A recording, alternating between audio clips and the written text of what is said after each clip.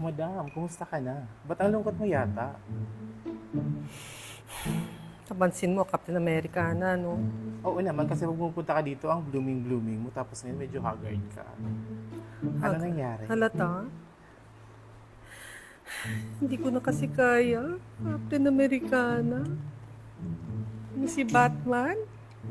Kala mo kung sinong matino? Ay, ganun. Kala mo kung sinong matuwid? Ha? Hindi mo lang alam ang totoo? Gusto mong malaman? Sige, kwento ka lang, madam. Babaero! Babaero siya! OMG, ganun ba? Lasenggo! Diyos ko, tapos baon na kami sa utang sa totoo lang.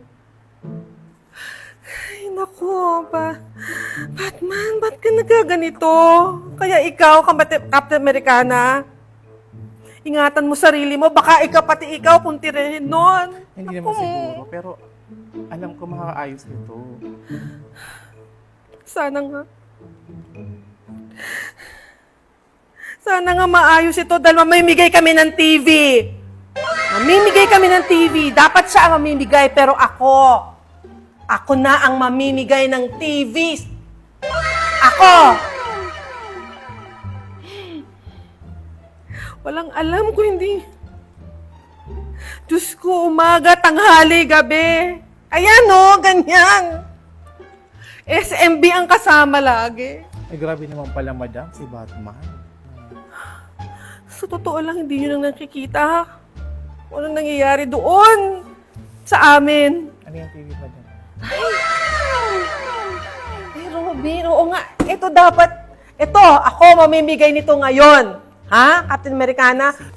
Ito siya, Mamimigay tayo ng TV ngayon. Sige, madam. Ha? Okay ba? Oo, para mabawasan. Yeah, pagandahin mo ako, ha? Pagandahin mo ako mabuti dahil ako ngayon ang bibida. Ako ang bida. Hindi na yung Batman na yan. Ako ang bida. Hindi siya. Ako. Go, madam. Push lang natin yung pagpapaganda mo. Yes, pagandahin mo ako mabuti, ha? Basta itong TV na to, ito yung nakalaan kung kanino kaya. Kanino kaya, Captain Americana? Sa maswerteng mabubunot. Sa swerteng mabubunot, oo. Di ba ang dami nating pamimigay, Robin? Salamat, ha?